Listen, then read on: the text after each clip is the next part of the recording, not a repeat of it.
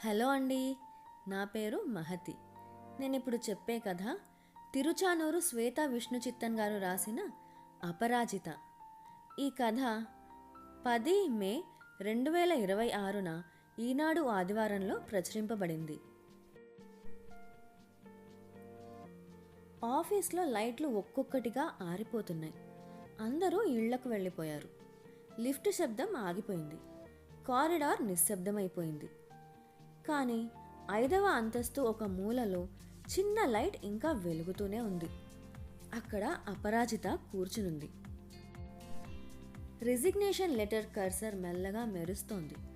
ఆ వెలుగు ఆమె ముఖం మీద పడుతోంది. అందులో అలసట ఉంది, అవమానం ఉంది, ఏళ్ల నిశ్శబ్ద పోరాటపు బాధ కూడా ఉంది. డియర్ సర్ అని టైప్ చేసి ఆమె వేళ్ళు ఆగిపోయాయి. ఇది మొదటిసారి కాదు. ఆమెకి ఇలాంటి ఆలోచన చాలాసార్లు వచ్చింది. కానీ ఈసారి జరిగింది వేరు. ఆమె కళ్ళు మూసుకున్నాయి. జ్ఞాపకాలు వెనక్కి పరిగెత్తాయి. 10 ఏళ్ల అపరాజిత కిటికీ దగ్గర కూర్చుని పుస్తకంలో మునిగిపోయింది. బయట పిల్లలు గోలగా ఆడుకుంటున్నారు. ఆమె కజిన్ నవ్వుతూ, బాబాయ్, ఈ అమ్మాయి ఎప్పుడూ మౌనంగా ఉంటుంది, బయట ప్రపంచంలో ఎలా నిలబడుతుంది అంది. ఆ మాటలు విని అపరాజిత తలదించుకుంది. మనసులో చిన్న గాయం. తండ్రి రామయ్య కూతురు వైపు చూసి చిరునవ్వు నవ్వాడు. మౌనం అంటే బలహీనత కాదు తల్లి. లోతైన సముద్రం కూడా నిశ్శబ్దంగానే ఉంటుంది. కొంతమంది ఎక్కువగా మాట్లాడతారు, కొంతమంది లోతుగా ఆలోచిస్తారు. నా కూతురు రెండో కోవలోకి వస్తుంది. మళ్ళీ ఒకసారి ఇంట్లో గొడవ. అన్నయ్య, ఆడపిల్లకి అంత చదువు ఎందుకు? రామయ్య నవ్వుతూ చెప్పాడు, ఎందుకంటే తను చదవాలనుకుంటోంది. చివరికి పెళ్ళే కదా. నా కూతురు తన దారిని తానే ఎంచుకుంటుంది. ఆ మాటల్లో తన తండ్రి గొంతు పెద్దగా లేదు, కానీ చాలా నమ్మకంగా చెప్పినట్టు అపరాజితకు అనిపించింది. తల్లి సావిత్రి రాత్రి పడుకునే ముందు కూతురి తల నిమురుతూ చెప్పేది, నీ జీవితం నువ్వే తీర్చిదిద్దుకోవాలమ్మా. మేము నీ వెనక ఉంటాం, ముందు నువ్వే నడవాలి. ఆ స్పర్శ, ఆ స్వరం ఆమె మనసులో ఇంకిపోయాయి. చదువు పూర్తయింది, ఉద్యోగం వచ్చింది, జీవితం ముందుకు సాగింది. కొన్నేళ్ల తర్వాత అపరాజిత జీవితంలోకి రఘు వచ్చాడు. రఘు నిపుణుడైన కార్డియాలజిస్ట్. 10 ఏళ్ల కఠోర శ్రమతో నిర్మించుకున్న రెప్యుటేషన్. చేతుల్లో ఎన్నో ప్రాణాలు కాపాడిన అనుభవం. అపరాజిత మొట్టమొదటిసారి అతన్ని చూసింది ఒక సెమినార్లో. అతను మాట్లాడుతున్నాడు, ఆమె వింటోంది. అతను గమనించాడు. వారి ప్రేమ నెమ్మదిగా పెరిగింది. మాటల్లో కాదు, అర్థం చేసుకోవడంలో. పెళ్లి తర్వాత రఘుకు లండన్లో ఒక ప్రతిష్టాత్మక ఫెలోషిప్ ఆఫర్ వచ్చింది. కార్డియాలజీలో ప్రపంచ స్థాయి శిక్షణ. అది అతని దశాబ్ద కాలపు కళ. ఆ రోజు రాత్రి వాళ్ళిద్దరూ చాలాసేపు మాట్లాడుకున్నారు. అపరాజిత అంది, నువ్వు వెళ్ళు రఘు, ఇది నీ జీవితంలో గొప్ప అవకాశం. నా గురించి ఆందోళన పడాల్సిన అవసరం లేదు. డెలివరీ అయిన తర్వాత నేను కూడా అక్కడికొచ్చి ఏదో ఒక పని చూసుకుంటాను. రఘు కిటికీ వైపు చూశాడు. కాసేపు మాట్లాడలేదు. తర్వాత, అపరాజిత, 3 ఏళ్లుగా నువ్వు ఎంతో కష్టపడ్డావు. ఇప్పుడు కంపెనీలో ఓ స్థాయికి వచ్చావు. నేను లండన్ వెళితే నీ కెరీర్ను మళ్ళీ 0 నుంచి ప్రారంభించాలి. అంతేకాదు, నిన్ను ఈ సమయంలో ఒంటరిగా వదిలి వెళ్ళడము నాకు ఇష్టం లేదు అన్నాడు. కానీ నీ ఫెలోషిప్? రఘు ఆమె వైపు తిరిగి చూశాడు. ఆ చూపులో విచారం లేదు, స్పష్టత ఉంది. ఫెలోషిప్లు మళ్ళీ వస్తాయి. ఈ నిర్ణయం నేను బాధతో తీసుకోలేదు.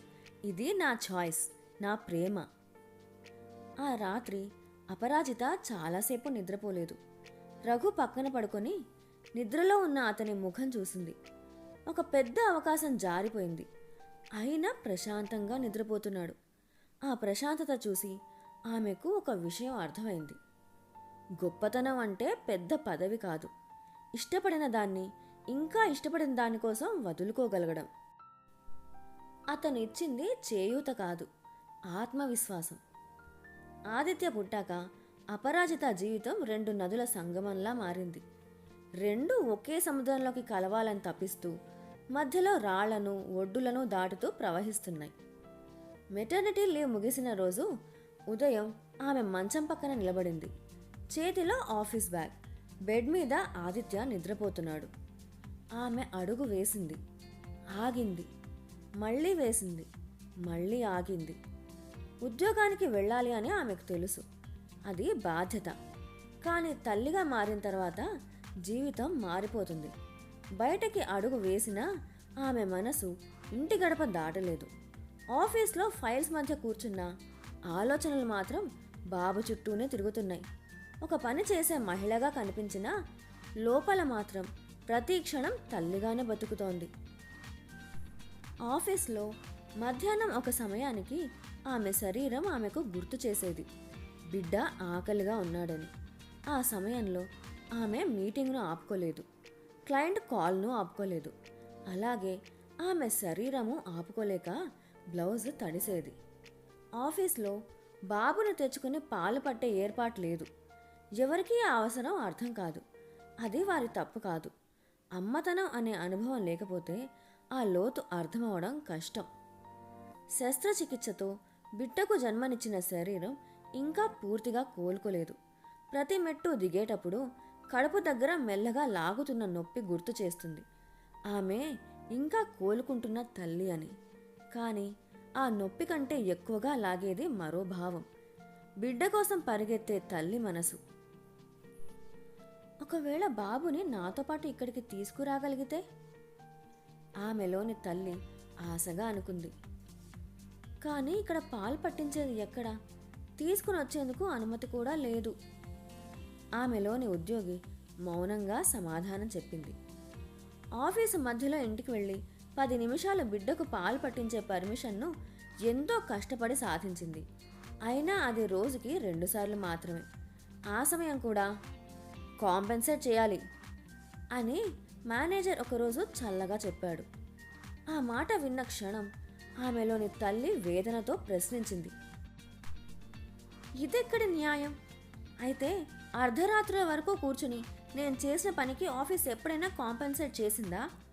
నిద్రలేని రాత్రులకు, బిడ్డ ఏడుపు మధ్య పూర్తి చేసిన రిపోర్టులకు, పగలు రాత్రి తేడా లేకుండా చేసిన పనికి ఎప్పుడైనా గంటలు లెక్క పెట్టిందా? ఆ ప్రశ్నకు సమాధానం ఎవ్వరూ చెప్పలేదు. ఎందుకంటే కొన్ని కష్టాలు గణాంకాల్లో కనిపించవు. అవి ఒక తల్లి నిశ్శబ్దంగా మోసే బాధ్యతలు. ఆఫీస్ గోడల మధ్య ఆ నిజం ఎవరికీ వినిపించదు. అక్కడ ఆమె ఒక తల్లి కాదు, ఒక ఉద్యోగి మాత్రమే.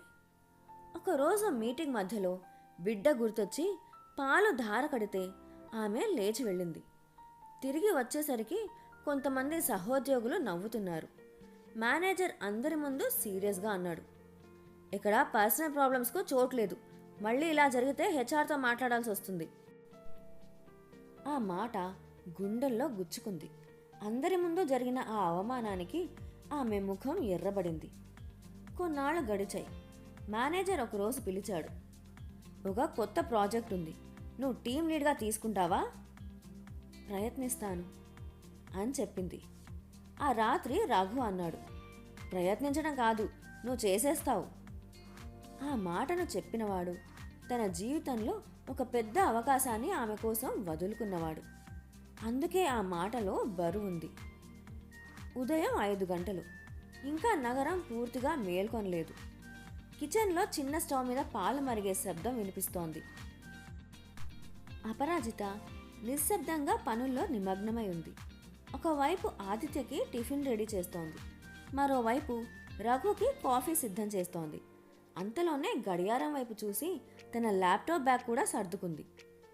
కొంతమంది సమన్వయం అంటే ఒకదాన్ని కాపాడుకోవడానికి ఇంకొక దాన్ని వదిలేయడం అనుకుంటారు. కానీ ఆమెకు బ్యాలెన్స్ అంటే ఎక్కడ తన అవసరం ఎక్కువగా ఉంటుందో అక్కడ తన సమయాన్ని వినియోగించడం. ఆదిత్యకి జ్వరం వచ్చిన రోజుల్లో ఆమె ఆఫీస్ మీటింగ్లను వాయిదా వేసుకుంది. క్లయింట్ డెడ్లైన్ దగ్గరగా ఉన్నప్పుడు రాత్రి ఆలస్యంగా పనిచేసింది. ఆదిత్య స్కూల్ నుంచి వచ్చి రోజు ఎలా గడిచిందో చెబుతుంటే అపరాజిత శ్రద్ధగా వింటుంది. ఆ చిన్ని కబుర్లు ఆమెకు ఎంతో ముఖ్యమైన విషయాల్లా అనిపిస్తాయి. రఘు ఏదైనా సమస్యను ఎదుర్కొంటున్నప్పుడు ఆమె నిశ్శబ్దంగా అతని పక్కనుంటుంది. కానీ ఆమె జీవితంలో ఒక చిన్న లోపం ఉంది. అది ఆమెకు తెలుసు. చేసిన పనిని చెప్పుకోవడం ఆమెకు రాదు. ఆఫీస్లోనూ అంతే. ఆమె చేసిన పని ఫలితంగా మారుతుంది, కానీ దాని గురించి మాట్లాడే స్వభావం ఆమెకు లేదు. చాలాసార్లు కొలీగ్స్ తమ కృషిని గొప్పగా చెప్పుకునేవారు. అప్పుడు వాళ్ళకే గుర్తింపు వచ్చేది. అపరాజిత మాత్రం మౌనంగా తన పనిలోనే ఉండేది. సమాజం చాలాసార్లు పెద్దగా చెప్పుకునే వాళ్ళకే గౌరవం ఇస్తుందని కూడా ఆమెకు తెలుసు. కానీ ఆమె ఆ మార్గాన్ని ఎంచుకోలేకపోయింది. ఒకసారి రఘు నవ్వుతూ అడిగాడు, నీ పని గురించి కొంచెం చెప్పుకుంటే తప్పేంటి? అపరాజిత కూడా నవ్వింది. చెప్పుకోవడం నేర్చుకోవాలనిపిస్తుంది. కొద్దిసేపు ఆగి మెల్లగా చెప్పింది, కానీ నా మనసు అలా చెయ్యనివ్వదు. రఘు చిరునవ్వుతో అన్నాడు, అది బలహీనత కాదు, అది నీ స్వభావం. అపరాజితకు జీవితం పైన ఒక స్పష్టమైన నమ్మకం ఉంది. ఎంత కష్టం వచ్చినా, ఎంత నిరాశ వచ్చినా ఎప్పుడూ వదిలేయకూడదని. ప్రాజెక్టు సులభం కాదు. క్లయింట్ విదేశీ సంస్థ. ప్రతి వివరం ఖచ్చితంగా ఉండాలి. టీంలో రాజేష్ సీనియర్, అనుభవజ్ఞుడు. మొదటి మీటింగ్లోనే అతను అన్నాడు, ఈ ప్రాజెక్ట్ని నువ్వే లీడ్ చేస్తావా? మనకు ఇక్కడ సీనియర్ అనుభవం అవసరం కదా. అపరాజిత ప్రశాంతంగా అంది, చేస్తేనే కదా పని తెలిసేది, అనుభవం వచ్చేది. రాత్రులు నెమ్మదిగా పొడవయ్యాయి. ఆదిత్య నిద్రపోయిన తర్వాత ల్యాప్టాప్ తెరుచుకునేది. రాత్రి 2 గంటల వరకు పనిచేసేది. అయినా ఉదయం మళ్ళీ లేచి అదే నవ్వుతో రోజు మొదలుపెట్టేది. ఒకరి పని ఆగిపోతే ఆమె సరిచేసేది. ఒకరికి అర్థం కాకపోతే ఆమె వివరించేది. టీం పనికి ఆమె వెన్నుదన్నుగా ఉంది. కానీ ఆ సంగతి పైవారికి కనిపించడం లేదు. ఒకరోజు క్లయింట్ మీటింగ్లో అపరాజిత తయారు చేసిన ప్రెజెంటేషన్ చూసి క్లయింట్ అన్నాడు, ఎక్సలెంట్, వెరీ డీటెయిల్డ్ ప్లానింగ్. వెంటనే మేనేజర్ నవ్వుతూ అన్నాడు, రాజేష్ వర్క్డ్ ఆన్ దిస్. అపరాజిత గుండె ఒక్కసారి ఆగిపోయినట్టు అనిపించింది. ఆమె మాట్లాడాలనుకుంది, కానీ ఆ గదిలో ఆ క్షణంలో గొంతు రాలేదు. బయటకొచ్చాక ఒక సహోద్యోగి నవ్వుతూ అన్నాడు, నువ్వు సైలెంట్గా ఉంటావు కదా, ఇక్కడ మాట్లాడని వాళ్లకు ఏదీ దక్కదు. ఆ మాట చాలా గట్టిగా తగిలింది. అపరాజిత కళ్ళ ముందు ఒక్కసారిగా ఎన్నో దృశ్యాలు మెరిశాయి. నిద్ర లేకుండా పనిచేసిన రాత్రులు, ఆదిత్యకు పాలు ఇవ్వడానికి పరుగులు పెట్టిన మధ్యాహ్నాలు, రఘు వదులుకున్న ఫెలోషిప్, అన్నీ. ఆమె చేతులు మెల్లగా వణికాయి. ఆ రోజు మనసు విరిగిపోయింది. ఆ రాత్రి అపరాజిత ఇంటికొచ్చింది. ముఖం పైన రోజు ఉండే నవ్వు లేదు. రఘు తన ఆన్లైన్ మీటింగ్ పూర్తి చేసుకుని స్నానం చేసి బయటకొచ్చాడు. అతను ఒక్కసారి ఆమె ముఖం చూసి ఆగిపోయాడు. ఏమైంది? ఆమె వెంటనే సమాధానం చెప్పలేదు. కొద్దిసేపు కిటికీ దగ్గర నిలబడి బయట అంధకారాన్ని చూస్తూ ఉండిపోయింది. రఘు పక్కన వచ్చి కూర్చున్నాడు. అడగలేదు, వేచి ఉన్నాడు. చివరికి ఆమె అంది, రఘు, ఈసారి నేను హెచ్ఆర్కి ఫిర్యాదు చేశాను. నేను చేసిన పని నా కష్టమే, కానీ పేరు మాత్రం ఇంకొకరికి వచ్చింది. ఆమె కళ్ళలో తడి. ఇలా జరగడం మొదటిసారి కాదు రఘు, కానీ ఈసారి చాలా బాధగా ఉంది. దాని గురించి అధికారికంగా ఫిర్యాదు చేశాను, కానీ సరిపడిన సాక్ష్యాలు లేవు అని తిరస్కరించారు. ఆమె గొంతు వణికింది. మెల్లగా తలదించుకుంది. నువ్వు టీంతో కలిసిపోవడం లేదు అన్నాడు మేనేజర్. రాజేష్ నాతో మాట్లాడమే మానేశాడు. ఇప్పుడు మొత్తం ఆఫీస్ నాకు ఎదురు నిలిచినట్టుంది. రఘు మాట్లాడలేదు. అపరాజిత కళ్ళలో నీళ్లు. నేను పోరాడాను రఘు. మొదటిసారి నా గురించి నేను నోరు తెరిచాను. ఎన్నాళ్ళుగానో మౌనంగా భరించిన తర్వాత ఇది న్యాయమా అని అడిగాను. కానీ ఆ ప్రశ్న అడిగిన క్షణం నుంచే నా చుట్టూ ఉన్న ప్రపంచం మారిపోయింది. నిన్నటి వరకు నాతో కలిసి నవ్విన వాళ్ళు ఈరోజు నా వైపు చూడకుండా వెళ్ళిపోతున్నారు. నేను చేసిన తప్పు ఏంటంటే నా మౌనాన్ని భంగం చేయటం. నువ్వు నా కోసం నీ ఫెలోషిప్ కూడా వదిలేసావు. ఇక్కడ నిలబడటానికి నేను ఎంత కష్టపడుతున్నానో నీకు తెలుసు. కానీ రఘు, కొన్ని వ్యవస్థలు ప్రశ్నలను సహించవు. అవి విధేయతను మాత్రమే కోరుకుంటాయి. నిజం చెప్పిన క్షణం నుంచే మనల్ని ఒంటరిగా నిలబెడతాయి. ఇప్పుడు నా ముందున్నది ఒకే ప్రశ్న. నా గౌరవం కాపాడుకోవడానికి ఇక్కడ నుంచి వెళ్ళిపోవాలా, లేక ఇక్కడే నిలబడి ఇంకా గాయపడడానికి సిద్ధంగా ఉండాలా? రఘుకు ఇప్పుడు అర్థమవుతోంది ఆమె మనసులో రాజీనామా ఆలోచన ఎందుకు పుట్టిందో. అది బలహీనత కాదు. ధైర్యంగా పోరాడిన తర్వాత కూడా ఫలితం లేకపోయినప్పుడు మనసులో మిగిలే నిశ్శబ్ద నిరాశ. రఘు చాలాసేపు మాట్లాడలేదు. కిచెన్లోకి వెళ్ళి 2 కప్పుల వేడి పాలు తీసుకొచ్చాడు. ఒక కప్పు ఆమె చేతిలో పెట్టాడు. ముందు ఇది తాగు. ఆ నిశ్శబ్దంలో రఘు మెల్లగా మొదలుపెట్టాడు. నువ్వు ఫిర్యాదు చేసావు. వ్యవస్థ వినలేదు. అది నీ తప్పు కాదు. కొన్ని వ్యవస్థలు నిజాన్ని వినడానికి కాదు, నిశ్శబ్దాన్ని కొనసాగించడానికి నిర్మించబడతాయి. కానీ ఇప్పుడు నేను ఒక ప్రశ్న అడుగుతాను, జవాబు చెప్పు. నువ్వు వెళ్ళిపోతే ఆ వ్యవస్థ మారుతుందా? ఆ మేనేజర్ మారతాడా? కానీ రేపు నీ కుర్చీలో ఇంకో మహిళ కూర్చుంటుంది. ఆమె కూడా ఒకరోజు నీలాగే ఇది న్యాయమా అని అడుగుతుంది. అప్పుడు ఆమె ముందు నిలబడి నేను పోరాడాను అని చెప్పే ఒక్క ఉదాహరణ కూడా ఉండదు. నువ్వు ఓడిపోయానని అనుకుంటున్నావు, కానీ నువ్వు పోరాడావు. పోరాటం ఎప్పుడూ వెంటనే గెలుపు ఇవ్వదు. కొన్నిసార్లు అది తర్వాతి మనిషికి దారి మాత్రమే చూపిస్తుంది. ఇప్పుడు నువ్వు వెళ్ళిపోవచ్చు. అది నీ నిర్ణయం. నేను నిన్ను ఆపను. కానీ ఒక్కసారి నీ మనసుని నువ్వే అడుగు. నువ్వు వెళ్ళిపోతే నీకు శాంతి దొరకొచ్చు. కానీ నువ్వు ఇక్కడే నిలబడితే ఒకరోజు ఈ వ్యవస్థ మారే మొదటి అడుగు అవుతావేమో. అపరాజిత చాలాసేపు మౌనంగా కూర్చుంది. చివరికి మెల్లగా అంది, థ్యాంక్ యూ రఘు. ఎందుకు? అపరాజిత చిన్నగా నవ్వింది. నువ్వు నన్ను ఆపలేదు, కానీ నా ముందు ఒక దారి చూపావు. ఆ దారిలో నడవాలా వద్దా అన్నది ఇప్పుడు నా నిర్ణయం. ఆ మాటల్లో ఒక కొత్త నిశ్చయం మెరిసింది.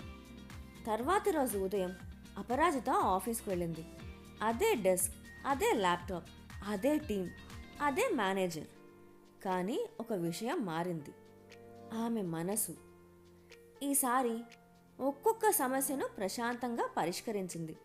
ప్రతి పనికి టైం పెట్టుకుంది. ప్రతి కాంట్రిబ్యూషన్ డాక్యుమెంట్ చేసుకుంది.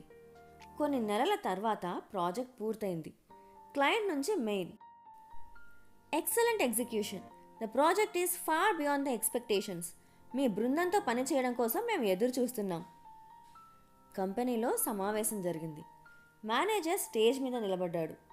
ఈసారి డాక్యుమెంట్ చేసిన సాక్ష్యాల ముందు అతను వేరేగా మాట్లాడలేకపోయాడు. ఈ ప్రాజెక్ట్ విజయం వెనుక చాలా కృషి ఉంది. మొదటి నుంచి చివరి వరకు దీన్ని నిలబెట్టిన వ్యక్తి అపరాజిత. హాల్ అంతా చప్పట్లతో నిండిపోయింది. అపరాజిత స్టేజ్ మీదకు వెళ్ళింది. ఈ విజయం నా ఒక్కదాందే కాదు, ఇంట్లో నాకు వెన్నుదన్నుగా నిలబడిన నా భర్త రఘుది. ఈ ప్రయాణంలో నన్ను నమ్మి సహకరించిన అందరిది. ఈ ఆఫీస్లో పనిచేసే తల్లులందరికీ నాదో విన్నపం.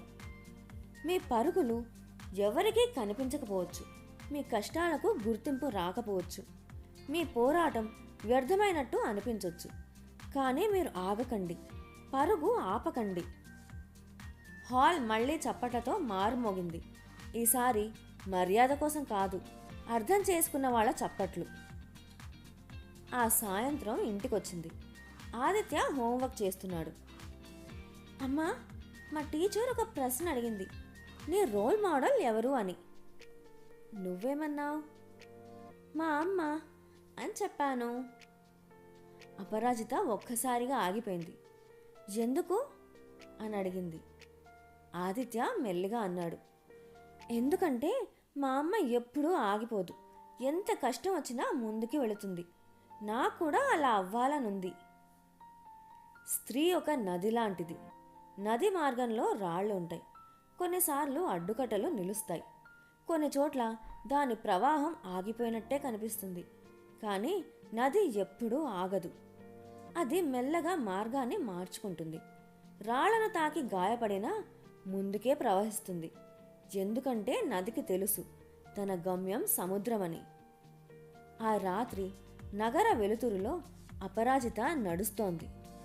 ఆమె ఒంటరి కాదు. ఆమె అడుగుల వెంట ఇంకా ఎన్నో అడుగులు రావాల్సి ఉన్నాయి. ఆమె ప్రవాహంలో ఇంకా ఎన్నో కథలు కలవాల్సి ఉన్నాయి. అందుకే ఆమె పేరు అపరాజిత.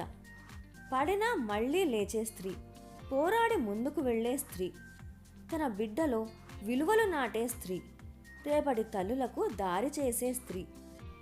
ఇది ఆమె కథ మాత్రమే కాదు, ఉద్యోగం చేసే ప్రతి తల్లి కథ.